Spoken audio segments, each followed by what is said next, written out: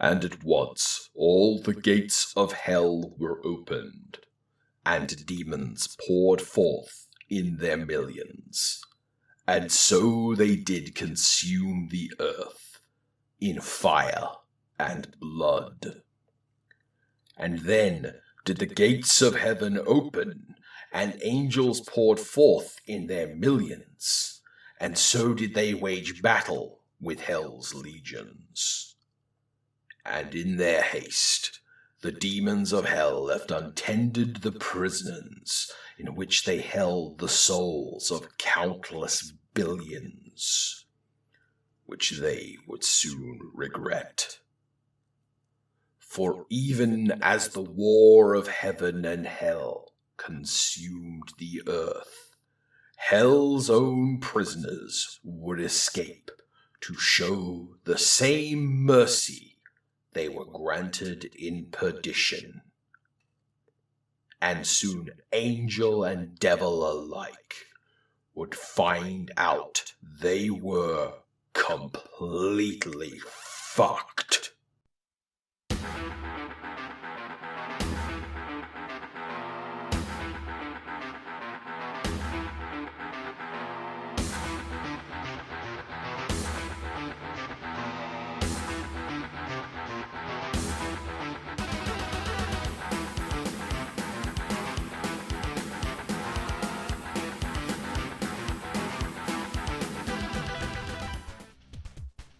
One of the very first times I ever played anything that I could call an RPG.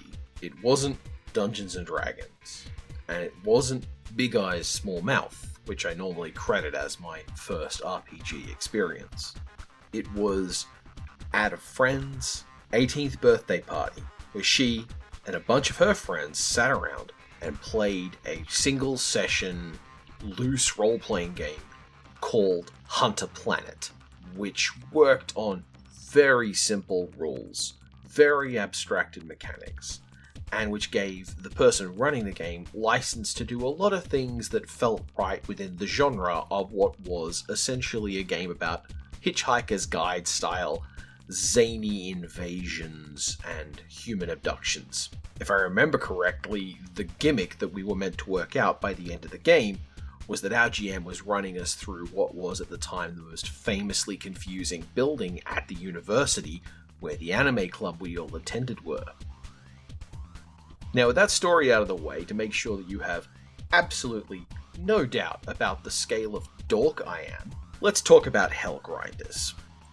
Hellgrinders is a 2022 magazine-sized tabletop RPG experience by Ken Lowry and Rachel Stevens.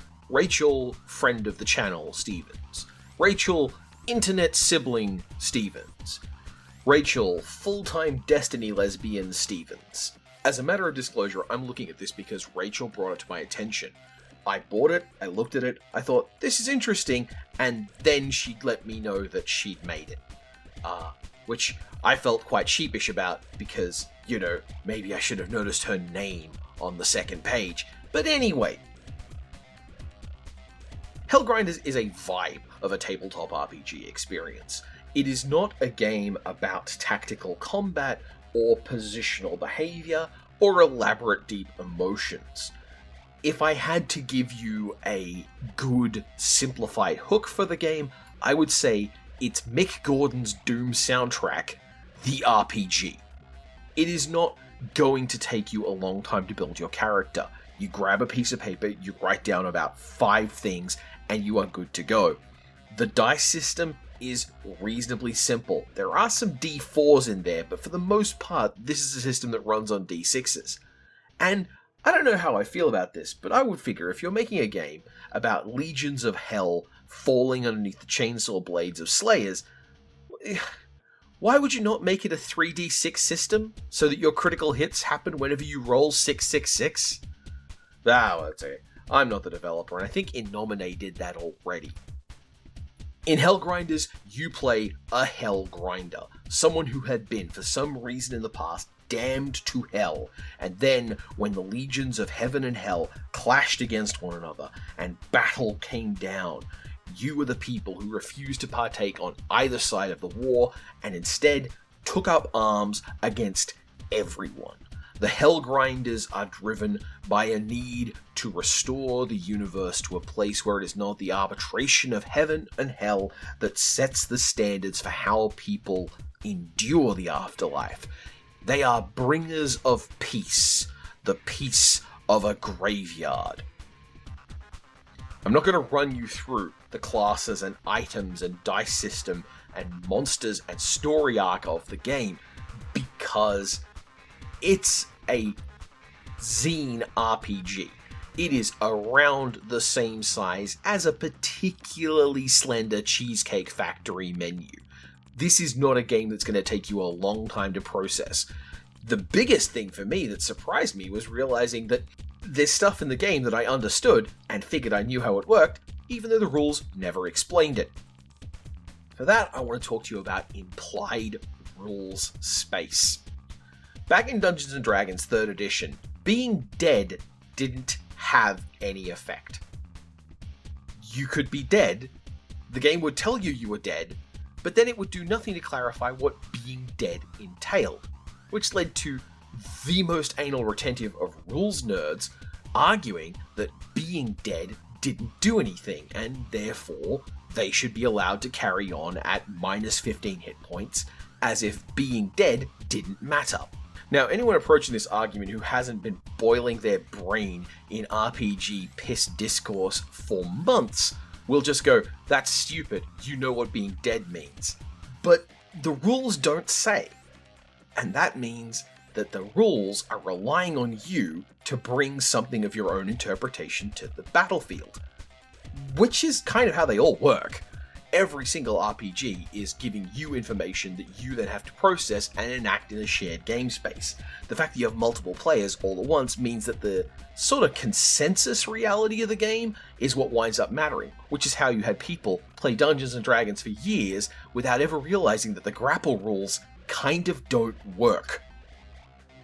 This shared consensus reality is much more of a thing that you will find in the theatrical side of the hobby, and it is something that some people indulge in very freely and become frustrated when rules get in their way. For those people, I would like to say, check out Hellgrinders. Hellgrinders is set up more or less like an action movie in its scope. It has a 3-act structure, there are a very small number of possible permutations on what's going on, and the game is almost deliberately and aggressively undetailed.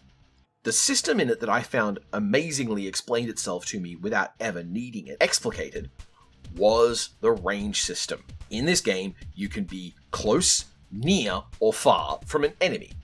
And that's it. That's all you needed. You don't need to explain how far is far, how near is near. All that happens is that when you are talking with other players and constructing the theater of the mind, you know they're near to you if they're using near attacks, and you can move away from them to change your near to far. This is the kind of thing that the rule system is set up to do, and how much you get to do or how good a job you do of it is all stuff that gets handled under the hood with that implied rule information. Similarly, in the resolution mechanics, it mentions whenever your Hellgrinder attempts something that risks failure, decide how you're doing it, choose the relevant stat, and roll that many 6-sided die. Pick the highest roll as your result. Note that phrasing, something that risks failure. Right there, you're immediately putting a whole chunk of the system under a hood, a blanket cast over it, because in so many other games, especially more detailed and more technical games, you don't know what counts as risking failure. Hellgrinder says, you know what risks failure, so yeah, when you're doing that, that's when you roll the dice. And everyone at the table is probably going to work out what the consensus reality is for that. When talking about Brinkwood, I said that the nature of Brinkwood was to be a bubbling cauldron of tension, that the natural state of the world had to change because this cannot abide.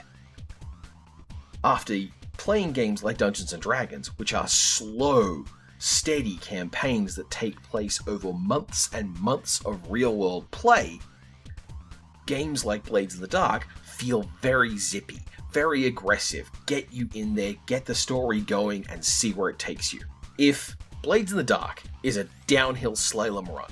Hellgrinders is bungee jumping. You just leap off and tumble down. There's going to be a short, sharp stop at the end, and it's up to you to determine how much you get to enjoy that.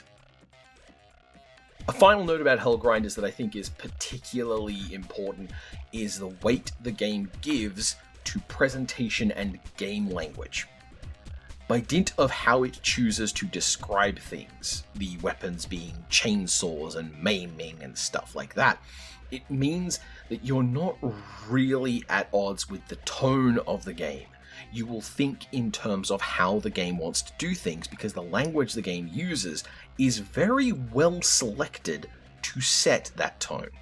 One of the things that tabletop RPG designers can fall into is very technicalized language. Even games that are themselves deeply thematic will often have elaborately structured sentences that are designed to make sure that they are referencing game terms in the tenses that work for them. Hellgrinders doesn't have to bother with that because the very technical language of the game is loose but still specific. It's a very good example of learning how to write this kind of thing in a small amount of space if you are willing to trust players. It offloads a lot of what we would normally need to be defined into reality in a book to the consensus of the group. Also, the game is funny. There's a lot of very funny styling in the way the book is presented. There are biro notes on pages, there are doodles in the margins. The heavy metal album cover aesthetic is also undercut with the cool S's that lay around on the screens. It's a very good book for getting you into the space of seeing if you understand Hellgrinders. Chances are good you don't necessarily have the memories of looking at the Doom cover and feeling something deep inside you want to be the Doom guy. But if you are of an age or a context where you can imagine having fun making a story inside a game of Doom, then you should check out Hellgrinders.